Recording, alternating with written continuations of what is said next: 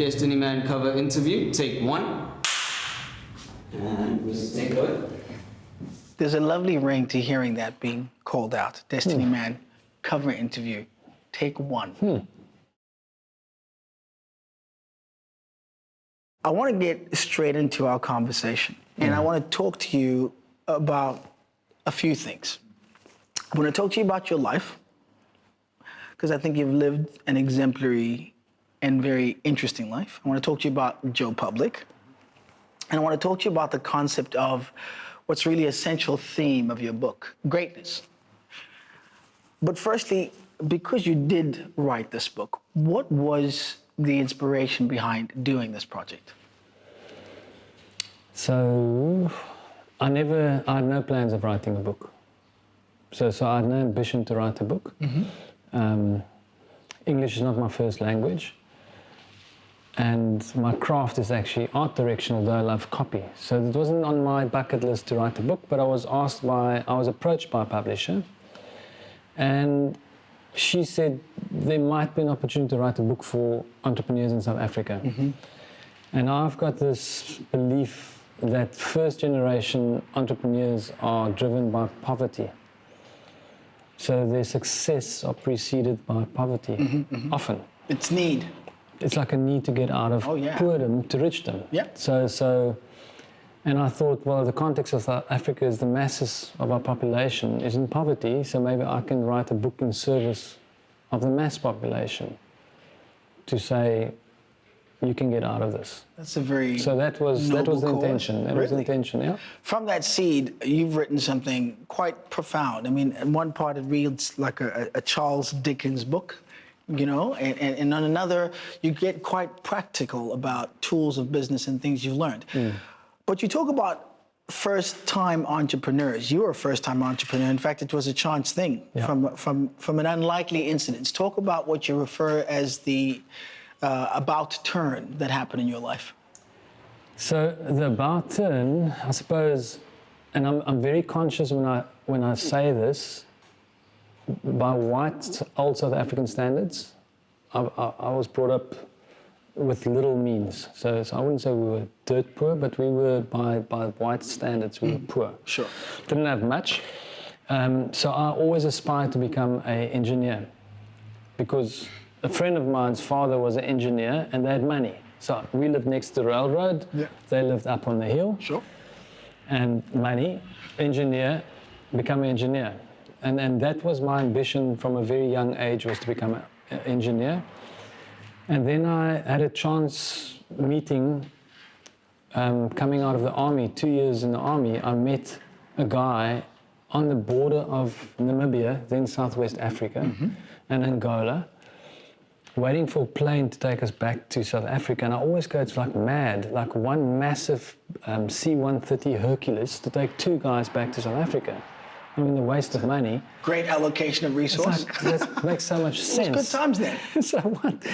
And this guy was a graphic designer. Yeah. And I just saw, I didn't even know what it was. I didn't have any clue, but I saw this and it resonated with my heart. So I want to do this. And I think that was one of the first turning points in my life. Oh yeah. Was discovering art and discovering something I was really good at for the first time in my life. Did you even understand that to be a career? No. So I didn't even know. What was your expectation? I don't know. I just saw, look, my father, apparently at one stage of his career, he worked for Rembrandt. And he was a wine bottle label designer. So not in a conscious time of my life, pre-6, 0 to 6, in that time, he was apparently, that's what he did. Yeah.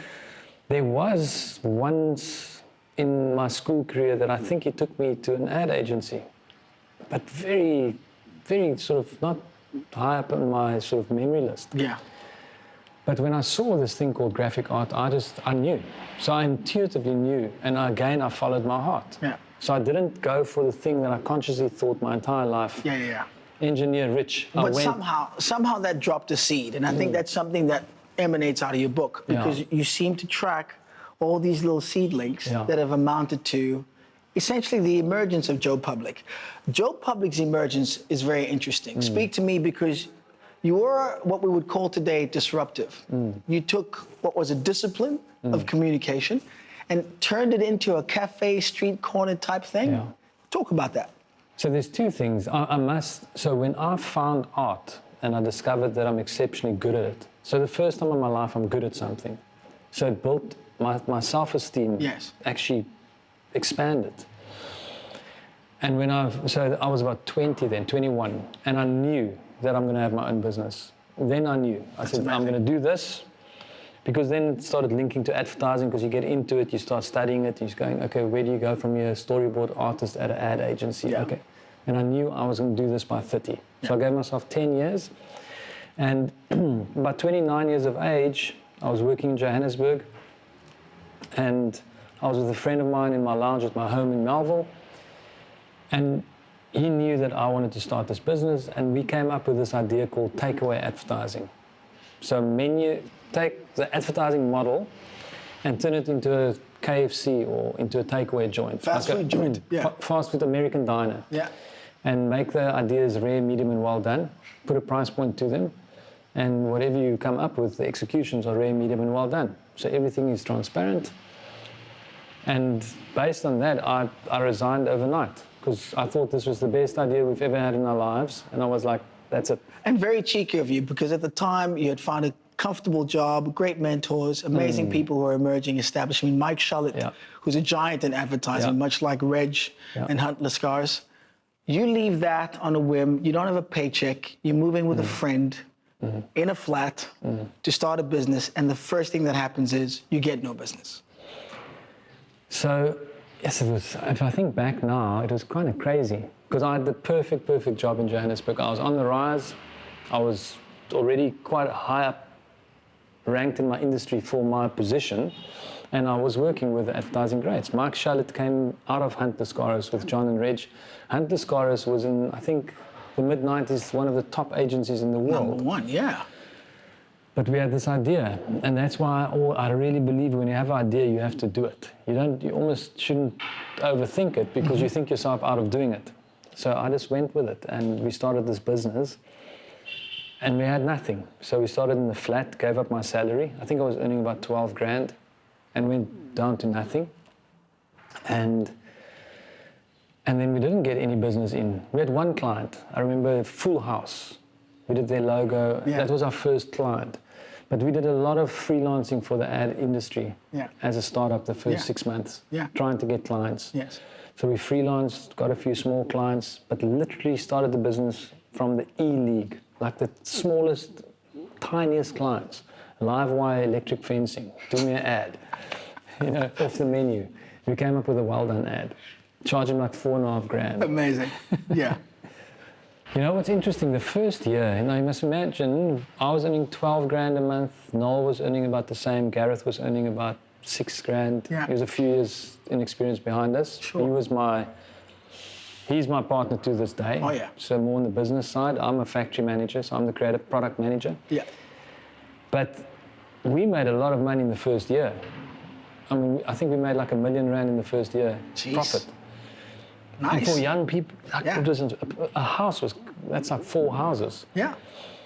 But the first thing we did before selling the business is we started a restaurant called Sloppy Joe's and lost two houses through doing something. And the lesson to me was focus on what your focus should be. Focus on what you're good at. Like the side hustle is a good thing, I think. But remain conscious what your focus is. Because we got like into this little restaurant and it cost us a fortune. We lost a small fortune. And yes, then of course that led to 2001 when we sold the business. Yeah. Selling your business was a period in your life you referred to as the most soulless existence of your career. And yet outwardly you were this gimmick. You had moved to Johannesburg. You were Pepe Marais, the creative, long hair, hippie bell shoes. Yeah. Explain that dichotomy of what it's like to exist in a business that outwardly appears to be amazing, bigger capacity, yet you had no voice. Yeah. So it's almost, it's what we do. And then when I say we, because I can say it's what I did Yeah. and really own it, Yeah. because we tend to do this, we speak in third person. True. It's what I did. But I think it's relevant to a lot of people, but it's let me own it. It's what I did. So I aspired to wealth because I come from poor, so I want to swing and create wealth. And I got sucked up into the facade because suddenly my business was owned 100% by an American entity, and I was a salary employee, and it wasn't even a great salary. But from the outside, I was still seen as the founder of this business, which suddenly went from 18 people to 65 people. So from the outside, I was caught up in the facade. Sure. Like, yes, I am this creative person, but I was probably at my most uncreative in that period. Wow. Because everything, when you work for a New York listed entity, everything is about the bottom line. Wow. No one comes in every month and say, okay, let's look at your product excellence. Sure. Let's look at how happy are your people. The only thing I look at is what's the numbers? What's the ratios between salary and overhead? What's your margins? What's your this? What's your that? Not once. In that 8-year relationship, not once did anyone ask, how's the product looking? Sure. So it was almost my own personal demise of my creative belief, because I had a massive creative belief going into Joe Public. Yeah. It was all about the product. Yeah. I would walk around, and if there was a scratch on the floor, I will paint it. It was like OCD. Sure. And it went into the work. Yeah. The thing it takes for you to still get up the next morning, get back on the saddle, and say, I'm writing this back out. I mean, you made some phenomenal things because you had a personal process. You don't get into the details, but I want you to share what happened in that transformation challenge that turned you around. Because you were out. Yeah. It's clear. You were depressed. Yeah. And this remote invitation through your wife Yeah. becomes a weekend that is the definitive Yeah. turnaround. So, look, this was June 2006 is when this whole thing started. And it wasn't even our business to lose. Yeah. But we were so emotionally attached because we created it. Yeah. It belonged 100% to Americans, but we created it. So there's still attachment. Yeah. So losing half that business, and then at the same time not being healthy anymore, working exceptionally hard, but partying hard, and my relationship with my wife not being great, and then also not making money. So I didn't. That's a recipe for 38. I still don't have money. So Close the book. I was raising money. Yeah. And then she did a transformational workshop, and because she was trying to fix our relationship, I think. And I saw a change in her, so I thought, I'm going to try and see what the hell went on there, because they're stuffing with my wife. So I was super arrogant, and I went and did it, and it was life-changing. It was intense. It was, yeah. I don't advocate. I actually do advocate it nowadays.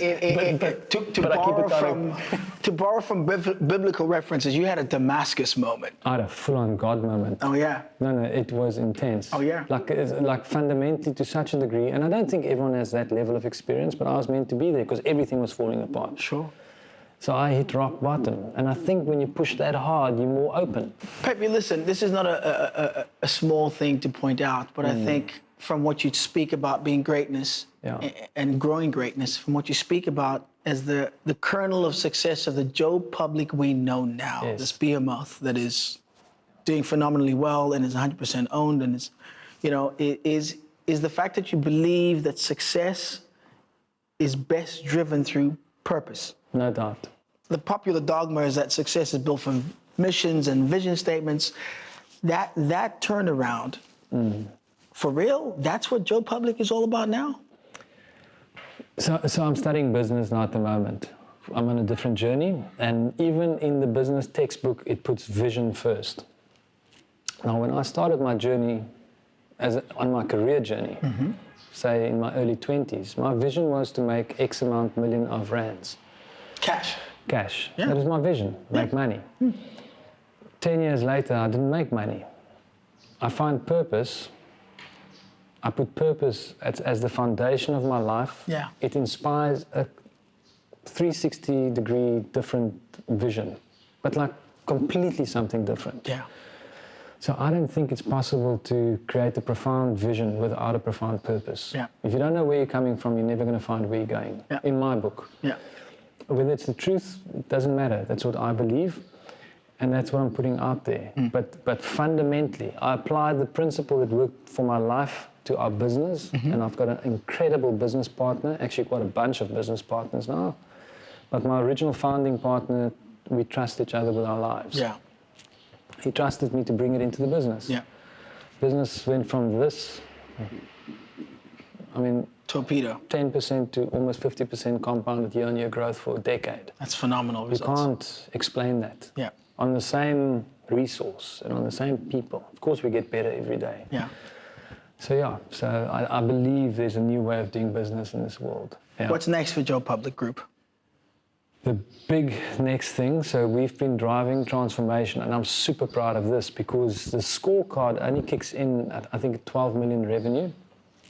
We actually poached Kolisa and Kutala when we were smaller because we just heard of two exceptional people, and we brought them into our fold. Yeah.